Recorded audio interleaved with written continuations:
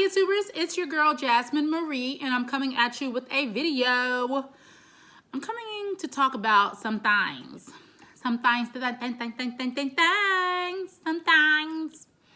Anyway, so I wanted to come and I wanted to talk about Lala's interview with Angie Martinez. I want to talk about Too Short, and I want to talk about Jayda Wayda. And I want to talk about, Uncle Luke. So first, let's start with Jayda. Jayda, you in the hot seat. All right, so to be honest, I don't really know who Jayda is. I know who she is because I know that she is Lil Baby's child's mother. And I know that prior to them being together, that my sister told me this, that she used to maybe have her own business or something of that nature.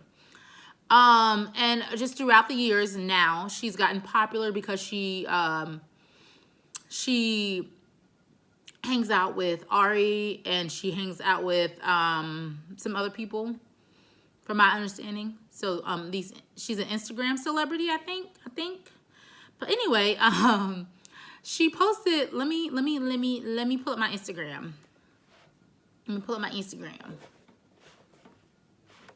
So she posted on her Instagram. Well, first of all, she had a clothing line come out, okay? So she had a clothing line come out. And then, just like people do with all stuff, they review Fashion Nova, they review they Pretty Little Thing, just, you know, like normal. So this girl got on TikTok, I believe it was TikTok, and was talking about the clothes.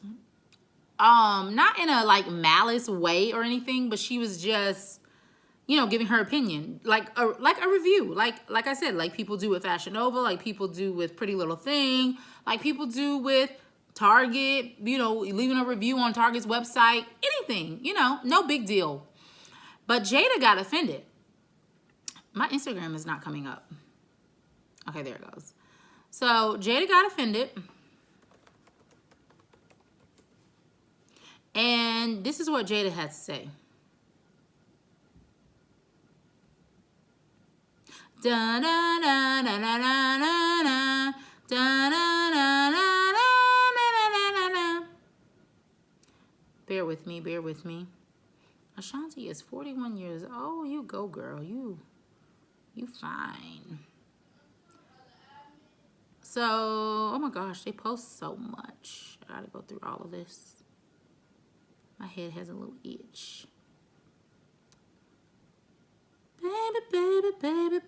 Baby. Don't take it personal. That's for Jayda right there. Don't take it personal. I just want to be all alone. Is that Cardi? Cardi look good right there. Anyway, y'all, I'm struggling. Oh, no, I'm about to say, oh, that's it. That's not it. I'm on the shade room. Okay, here we go. Okay, so here it goes. So yesterday, she posted, this is what she said. The route y'all go to tear a business down is beyond me, but it's cool. The good most definitely outweighs the bad. And most of my customers are 100% satisfied and speak very highly of the quality we offer. Everything is not for everybody, and I sell exactly what I've been promoting since the first time I mentioned my new line.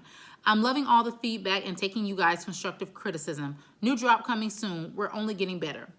Wait a damn. I don't really know how to pronounce the clothing line. But anyways, Jayda is a cute little girl. She's young as hell. She like 22, 3, something like that. Let's Google her age so I can give facts. Jayda age.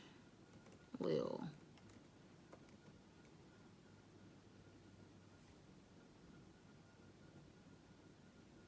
She's 23. So she's young as hell. So anyway, so she so the girl was talking about the clothes. She was like, why is this iron-on patch here? Yada, yada, yada. These pants are too short. You know. And here, I don't think Jayda, I honestly don't think Jayda was talking about her when she says the route y'all go to tear business down. But if she was, Jayda, you're wrong.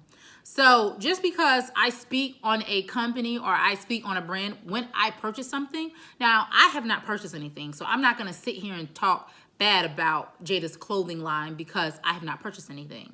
So if I purchase something and I want to put on my YouTube or I want to put on my TikTok or my Instagram that this is horrible, that's because I spent my money, cool, okay? And Jayda, as a business owner, I think instead of her saying the route y'all go to tear business down, regardless of who she was talking to, even if she wasn't talking to the girl, that line just didn't need to be in there. And then even saying, but the good outweighs the bad and most of my customers are 100% satisfied. When somebody has felt you've wrong done them and you clearly see that you've wrong done them, just apologize. And, I think you get further ahead in life by saying, I screwed up, I'm going to do better, than trying to defend your wrongness. Because you can't defend wrongness when there's proof. And here there's proof. So I think I think this is why I personally do not purchase from Instagram models, Instagram celebrities. I don't purchase anything from these types of people, no offense. And it's not because I'm tearing them down. It's just I don't trust their stuff. I just feel like a lot of times it's just some product that they just threw their name on to make a quick buck. To be honest, that's just the way I feel.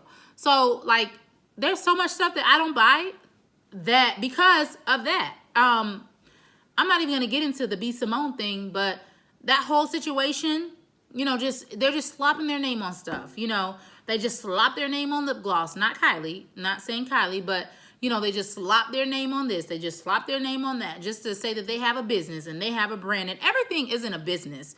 Just because you sold a shirt doesn't mean that you have a business. You're just simply selling a shirt. But, I will say again, I feel like you get further in life by admitting your wrongdoings and trying to do better than defending your wrong when you know you're wrong.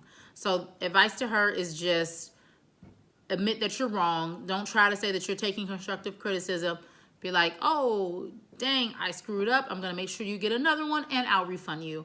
I had a situation on Etsy. Actually, I ordered some shirts for my son's birthday. I ordered shirts for my family, and the shirts, they came back. When I got the shirts, they were not what I expected them to be. So I contacted the seller. She told me to try on the shirt. So I had my daughter try on the shirt, and she clearly could see that where the shirt started was further. It should have started like where this shirt kind of starts, okay? But instead, it started like down here. It says sister of the rookie of the year. But it was like way down here. And it's like when you put the shirt on, you can clearly tell that the writing should be upward. And, she didn't defend that or, say it wasn't her problem. She was like, okay, yes, I see. I'm going to refund you. And you don't have to worry about sending the shirts back. Just donate them. So, when you do that, you're more likely to gain more clients and more business by, again, admitting your wrongdoing versus trying to defend your wrongness. Moving on. So moving on to Too Short. So Too Short did this interview with Sweetie. And he just was basically saying that he just was basically. So pretty much what he was saying was that he's only been attracted to biracial women. He's only been attracted to biracial women. I just feel like in 2021, why are we still talking like that? Like, I just feel like even if he, like, obviously, but let's say, even if you feel that way, like, just shut up about it. Just date your biracial women. You don't need to get on the internet. You don't need to in my opinion, it's 2021. You don't need to put that type of energy out in the atmosphere to, like, let the world know that you only date biracial women. Okay, so what? Like, that's ignorant. Because, again, it's 2021, and it's just like, you still only dating light-skinned women. You still only doing this. Everybody has a preference. And again, if that's your preference, cool, keep it to yourself. Why do you need to put that out into the atmosphere? Why do you need to put that out in the atmosphere and put down other women? Like, that's so stupid to me. That was just such a stupid comment. And then people were saying that they were getting mad at Sweetie. And I saw the video, and the only reason why I can say that maybe people were getting mad at Sweetie is because maybe they wanted her to say something to him, and she just kind of was like, really, really? But it was a really like, you're stupid, really. But, you know, she didn't really, you know, elaborate, I guess. And I guess the people who are mad at her, they're just mad because she didn't say anything, I guess. I don't know. But like I said, I just think that that's really stupid. Actually, when I was in 8th grade, I dated this guy, and he was a really, really attractive guy. And at the time, I didn't know that he was into white women. I just, you know, I didn't think anything. But then when we got in college, he started this thing where he only dated white girls. And I remember one time we were at this college party. At this point, he's my ex. I dated him way back in 8th grade. So in 8th grade, I was like 13 or 14. And so now at this point, I'm like 19. I'm like 18, 19. So we're in college at this point. And we were at a party, and I saw him at the party, and he was talking about how, I don't even know how it came up. Like, he was talking about how he only dates white girls. Or maybe we found out, so we brought it up. And we were like, why? And he was like, oh, because black girls have attitudes and yada, yada, yada. And I was like, that's not black girls. That's all girls. I was like, that's Spanish girls. That's white girls. I was like, that's girls in general. That's just not black girls. But, you know, and I'm just like, how? And I'm like, how can you not like black? Like, your mama black, your grandma black. Like, how could you say something so stupid? Ignorant. It's just ignorance. And again, that was back in 2008. So I was in college in 2008, okay? And now it's 2021. And when guys are walking around still saying that type of shit, it's like, did we not move forward at all? Like, black is so amazing to be black. Like, you know, when I was in elementary, I necessarily couldn't be proud about being black how I'm proud about being black now. The proudness that I instill in my child who is black, I didn't have that growing up. Like, yeah, we were black, but it wasn't promoted when I was my child's age, okay? It was not promoted. Now it's promoted. Like, you see people on TV that look like us. We don't have to try to be white. We can just be black.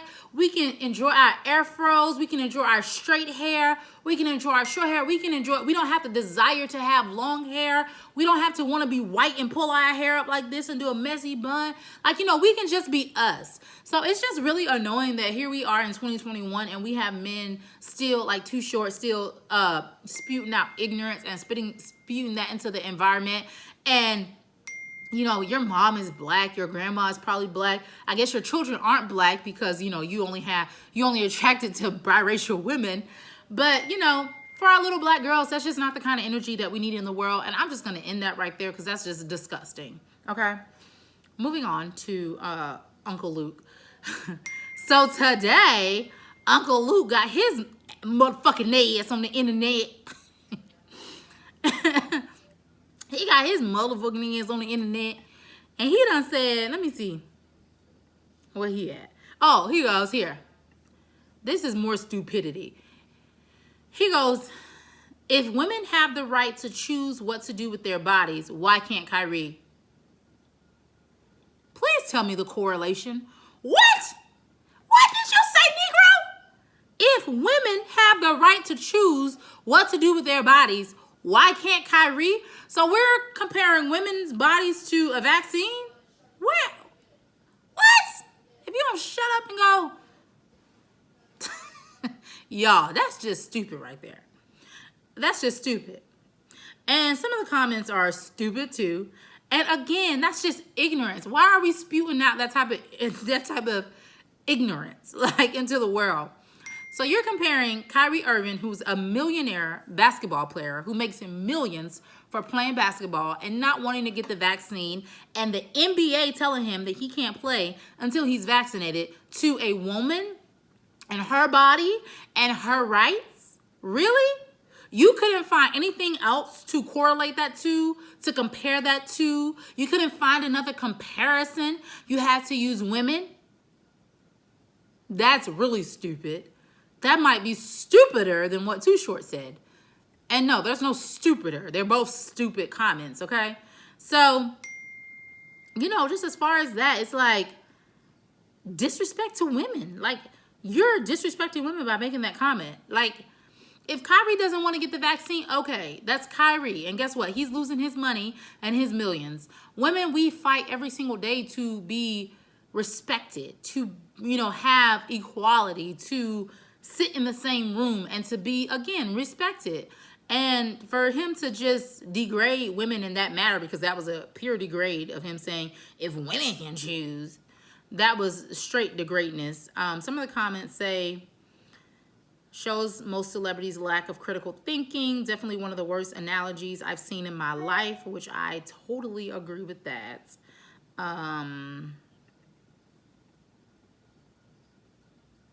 Clearly remaining unprotected is the better option. I don't know what the hell that means. Have you heard about? That's the gag. We don't. We comparing birth to vaccine. What? That's true. That comment. He does have a choice. That's why he ain't playing. Duh. That's the one right there. Not the same thing. Next. Y'all love bringing women into stuff we have nothing to do with. Hello? Nothing. Like,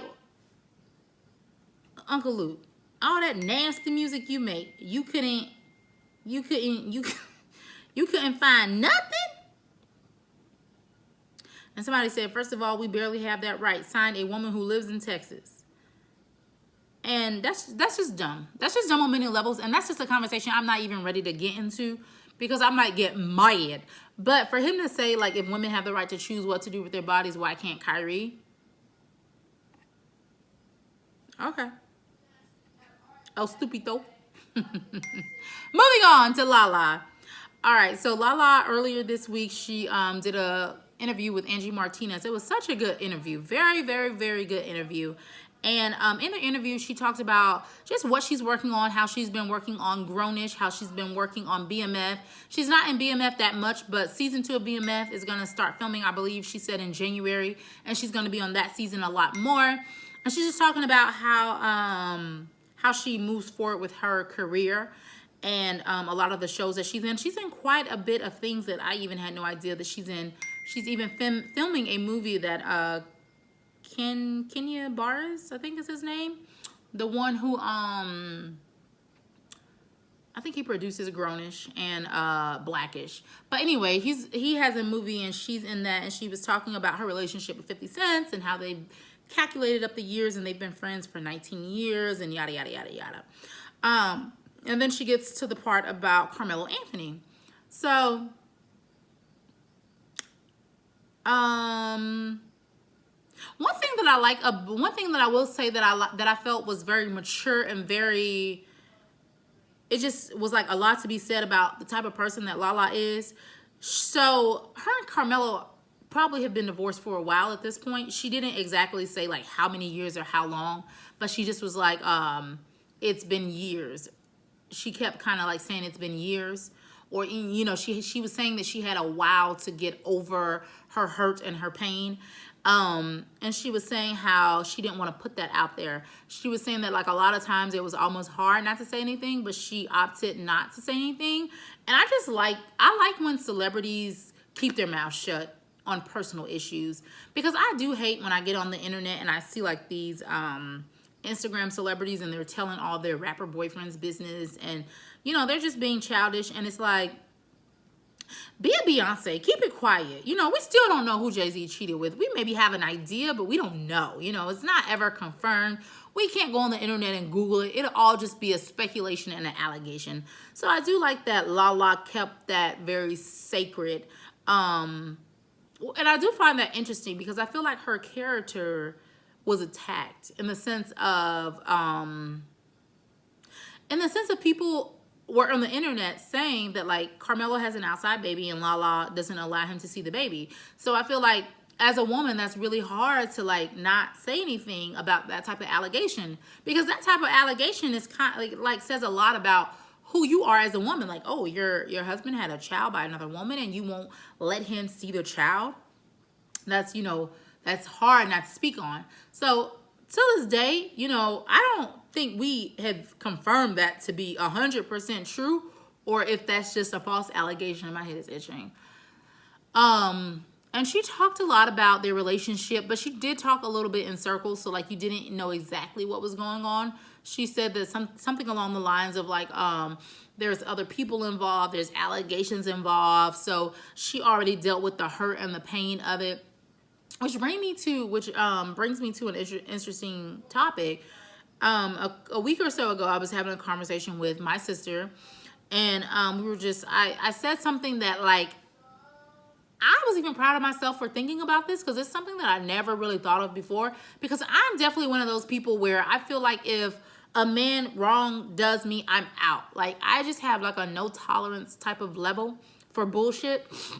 It's easy for me to be out. But we were talking about this situation of you know, married and unmarried, and I told her, I was like, well, you know what, married women would put up with more stuff than an unmarried woman would put up, rightfully so, because as a married woman, you said, for better or for worse, you said vows, you know, said those before your family, your friends, before God. You know, you have more of a commitment to live up to and to withhold. So, you know, maybe you would deal with your husband who has cheated on you, and you know, maybe you can find it in your heart to forgive him, as opposed to a woman who's only dating a guy. Well, I don't have to forgive you, I'm not married to you, you know, I don't have anything to necessarily fight for as an unmarried woman, maybe one can say. Because sometimes we look at these situations and we're like, he's cheating on you and you stand with him, you're stupid, you're dumb. But when you're married, yes, it's not okay. It's not okay to ever be cheated on or whatever. But I can understand how one would stay in a marriage, because you go through the forgiveness, you go through the hurt, you go through the pain, and then there's a process of forgiveness. Okay. And then after that, you know, I guess I'm not married, so I don't speak on married people's issues, because guess what? I'm not married. I can speak on a single person, an unmarried person, all day.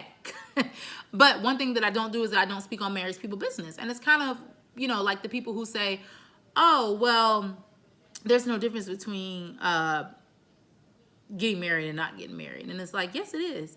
And like nephew Tommy said, when somebody asked him, well, what's the difference? He was like, married, that's the difference. And I do feel like although your normal day-to-day life may not change, there just is a difference when you're married versus not married. So like some people who say, oh, marriage doesn't change anything. Marriage may not change anything for your normal day-to-day life. Like, okay, we get up, we go to work, et cetera, et cetera. We're still going to get up. We're still going to go to work. I'm still going to do this. You're still going to do that. But marriage does change things. It does change things. It does. It, like I said, it may not change the day-to-day things, but it does change the behind-the-scenes things. It changes what I'm going to put up with versus what I'm not going to put up with. It changes, you know, you're getting on my nerve from, oh, I got to tolerate this because whatever. You know, I feel like when you're just kind of in a relationship, you don't have to put up with certain things. There's certain things I don't put up with. There's certain things I'm not going to put up with. But that's not to say that when I get married that I will or won't put up with those things. So give or take, you know. But yeah, it was a really great interview. I want to start listening to more of Angie Martinez interviews, because I feel like she is such a great interviewer. She carried the conversation very well. You can definitely tell that Lala was comfortable with her. She was obviously they're friends, so she was comfortable with her, and you can just tell that it was genuine. And she was talking about how, like, you know, she's kind of ready to date, and she talked about how she's really active with her son, which I thought was really cool too, because you know, famous people, you don't really know how active they are with their children. You just know what they post on Instagram. But she, you know, was saying like she'll fly out to LA and then back to New York because she wants to make sure that she makes his basketball practices. So basketball practice. I feel like Lala is a very relatable person, and I feel like that's why so many people like her, because I feel like she's your everyday woman, and she's easy to relate to. So like I have a child and I have to drop my child. I make sure that I'm always available to drop my child off to soccer practice. I make sure I'm available to attend every single game. I make sure that I'm available to just be there for my child, you know. And I feel like that's really relatable about her, and that's why as a celebrity, she's probably well liked too, because when you can relate to people, sometimes you just like them more. But yeah, so if you haven't heard that interview, go listen. It's a really good interview. I listen to like podcasting interviews just like as a therapeutic mechanism. Like for instance, I was listening to that interview today. I was walking my son to the park, and I was just listening to that interview while walking and while he was at the park, and it was very therapeutic. Just like listening and just, you know, thinking about your own life and, you know, things of that nature. It was really cool. So that's pretty much all I have for today. So goodbye, tubers. Bye.